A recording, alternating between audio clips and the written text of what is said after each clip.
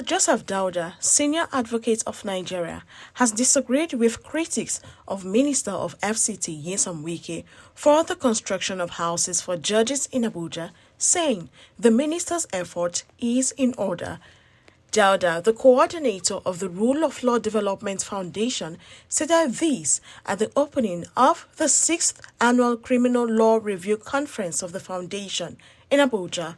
According to the lawyer, historically, providing accommodation for judges or judicial officers dates back to colonial times. One other vital matter to note in the matter of the construction of houses for judges within the FCT is that it is not a personal bonanza of the Minister of the FCT, but an appropriated project in the budget, which received the assent of the President of the Federal Republic of Nigeria.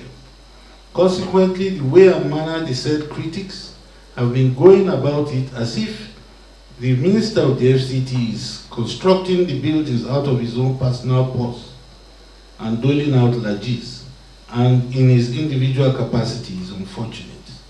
Once this distinction is recognized, it becomes clear that the hallowed office of the judge cannot be corrupted by merely giving to them their entitlement or any accoutrement due to their office. In other words, that because you give the courts, the judiciary, what is their right under the law, does not mean that you are corrupting the courts. It will be too far-fetched to say that. Historically, providing accommodation for judges and or judicial officers dates back from colonial times. We are privy to the knowledge, and our official records and documentation bear us out, that judges have been provided housing by the executive arm of government since colonial times in government reservation areas of virtually all urban cities in Nigeria. I know where the judges' quarters are in Zaria, Kano, Ikoyi. Judges have always been provided accommodation, so it wasn't a new thing.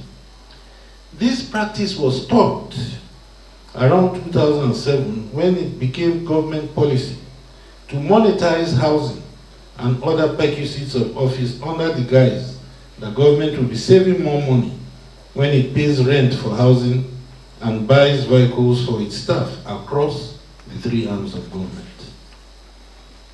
The judiciary was the first to back out of this arrangement. I was in the NJC then, because it discovered that the withdrawal of accommodation from judges, especially newly appointed judges, exposed them to danger of having to rent accommodation in anyhow areas of the town, which exposed them and their families to grave danger.